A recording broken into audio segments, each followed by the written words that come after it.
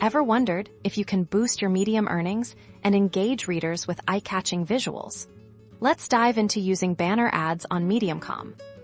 First, it's crucial to understand that Medium itself doesn't facilitate direct banner ad placements through its native platform like some other sites, however.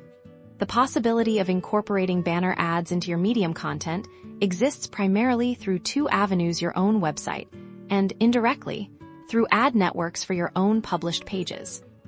The most common and effective way is to leverage banner ads on your own website, which you can then link to from your Medium articles. Think of your Medium posts as powerful traffic drivers to content hosted on your personal blog or website, where you have full control over ad placement.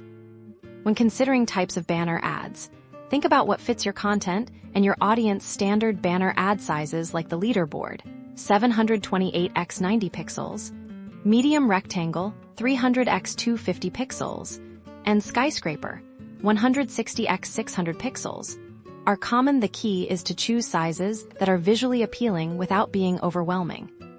Best practices for placement are paramount, especially when you're not directly placing them on Medium's infrastructure. If you're driving traffic to your own site from Medium, place ads strategically. Avoid cluttering your content.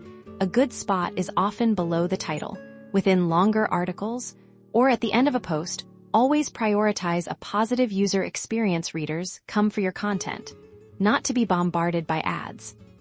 For revenue generation through ad networks on your external site, platforms like Google AdSense are widely used. You integrate their code into your website, and they serve ads. Alternatively, explore direct partnerships. If you have a strong and engaged audience, brands might be willing to pay for direct ad placements on your website, creating a more tailored and potentially lucrative revenue stream. Remember, success lies in balance. Banner ads can undeniably contribute to monetization, but they must complement, not detract from, the reading experience you cultivate on Medium and any external platforms. You direct your readers to experiment, analyze what works, and always put your audience first.